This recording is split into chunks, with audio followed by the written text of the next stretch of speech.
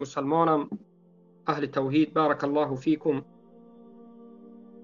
الله سبحانه و تعالی در قرآن به من و شما 1450 سال زیادتر پیش خبر داده است که اهل کفر، اهل شرک، خواه از یهود و نصارا یا مشرکین و مجوس باشند، خواه از دیگر قبوری ها باشند، هرگز شما را ای موحدین دوست نمی دارند، دوست ندارند. از همه سختترین دشمنی و عداوت را بر اهل توحید، یهود و نصارا و به همین طریق مشرکین دارند. لتجدن اشد الناس عداوة للذین آمنوا اليهود والذین اشركوا. میابی که حتما در میابی که سختترین دشمنان موحدین یهود و مشرکین هستند، اما نصرانی ها کمی پایانتر هستند، اما البته که اینها هم کفار هستند و شما را دوست ندارند. الله سبحانه و تعالی گشته و برگشته از خطر اینها، از فریب اینها، از نیرنگ اینها، دسیسه های اینها به ما خبر داد و گفت که اینها میلیاردهای خود را صرف میکنند تا که شما را کافر بکنند. اینها دوست دارند، یهود و نصارا و مشرکین و قبوری، که شما را کافر مشرک بکنند. یودون لو تکفرون کما کفروا فتکونون سواء. دوست دارند کفار، مشرکین، یهود و نصارا که شما کافر شوید مثل آنها و برای برابر آنها باشید، همه یک جا، همه مشرکین کفار باشید. اعوذ بالله، سبحان الله. در آیت دیگر الله میگه ود کثیر من اهل الكتاب. بسیاری اهل کتاب دوست دارند که شما کافر بشید. برای چی؟ برای چی دوست داریشان هست که شما کافر بشید؟ برای اینکه حسدا من عند انفسهم.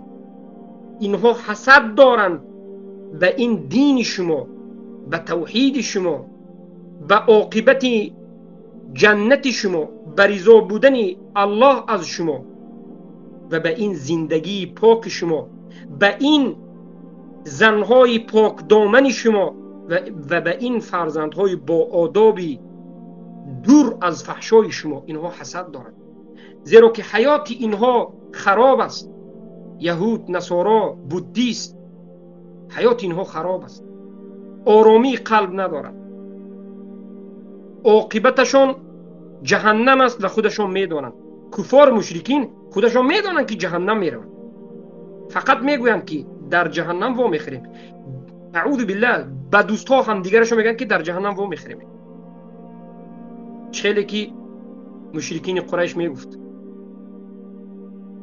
و فرزندهای اینها آینده ندارد، همیش نرکمن و همیش بی عقل و دیوانه به کوچه ها. آینده این عالم در دست مسلمان ها است. آینده این دنیا، این همه عزت و سربلندی این دنیا در دست موحدین است. مشرکین یهود و نصارا و مشرکین دیگر و برادران این یهود و نصارا از قبوری هایی که خود را به اسلام نسبت میدهند، عاقبتشان ذلت و خواری است. لیکن همین مسلمان ها را کفار دیدند که آموختند، کفار که مسلمان ها را چی چیز پیش میبرد، سبب پیشرفت و قوت و عزت و سربلندی مسلمان ها چی است؟ قرآن، کتاب الله و سنت رسول الله و بزرگترین کتابی که شک نیست که این کتاب از اول تا آخرش صحیح است.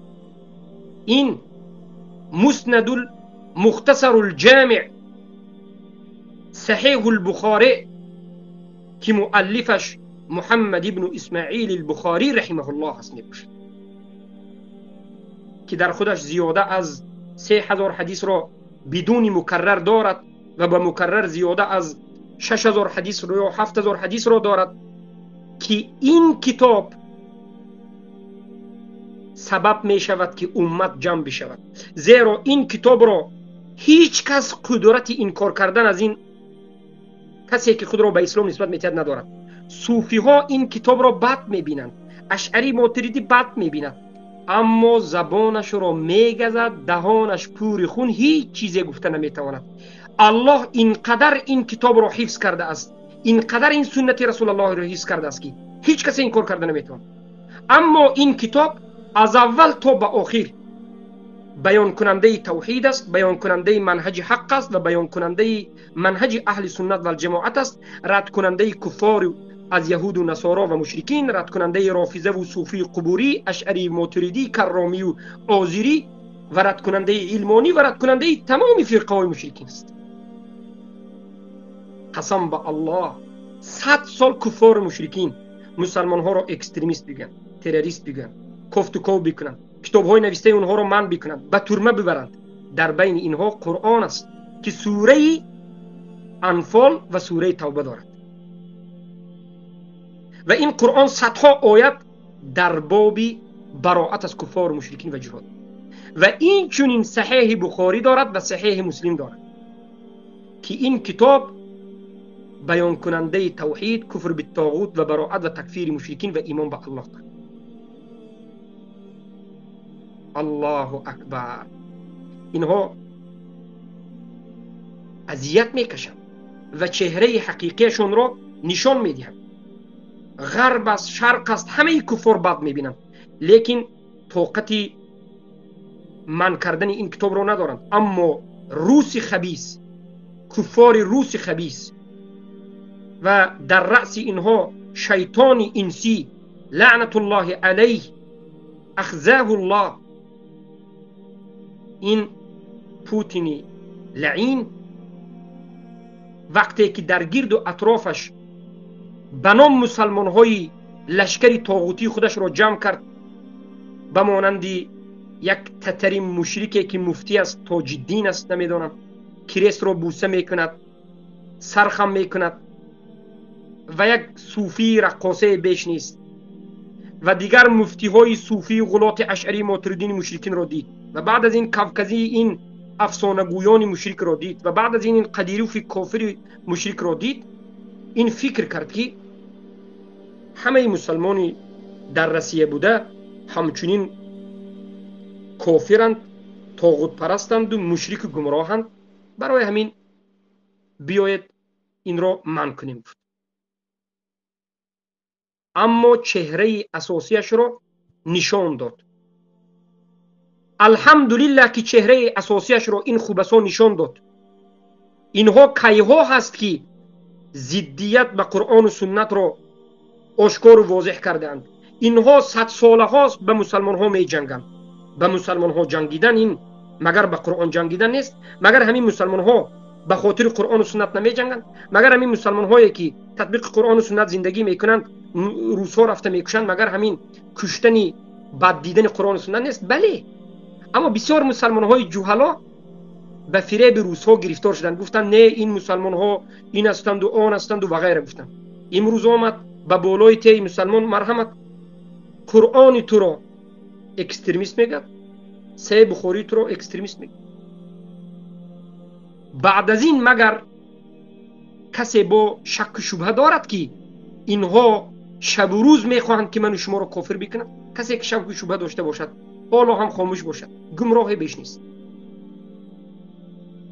یریدون لیطفئوا نور الله بافواههم والله متم نوره ولو کره الکافرون. اینها میخواهند که با دهانهایشان نور الله را خاموش بکنند. الله نورش را، دینش را، توحیدش را کامل میکند، ظاهر میکند، اگرچه مشرکین کافرین نمیخواهند، بدشان میآید. الله اکبر. پس امت اسلام باید کفار را شناسند که همه کفار دنیا همین است. نه تو را ای موحد دوست دارد، نه قرآن تو را دوست دارد، نه سنت رسول الله تو را دوست دارد، و نه رسول الله را دوست دارد، و نه صحابگان را دوست دارد، و میخواهد که در یک روز همه من شما نابود بشین. اما الله با وجود این همه خواهش و این همه بدبینی اونها دینش رو پیش میبرد، مسلمان ها رو عزت میده. صحیح بخاری رو اینها وقتی که محکم بکنن، ما صحیح مسلم داریم. صحیح مسلم رو محکم بکند دیگر از کتاب های حدیثی داریم. اما باید مسلمان ها زیرک بشن. امروز مسلمان ها از قرآن دور شدن، قرآن هجر کردن، از سنت دور شدن. بعضی ها پروا ندارن، نه به قرآن نه به سنت، هاجر القرآن شدن. توبه بکنید و به سوی الله بازگردید. حالا هم فرصت دارید از قرآن و سنت تعلیم بگیرید و براءت خود را از کفار و مشرکین اعلام بکنید. بارك الله فيكم. سبحانك اللهم بحمدك اشهد ان لا اله الا انت استغفرك واتوب اليك.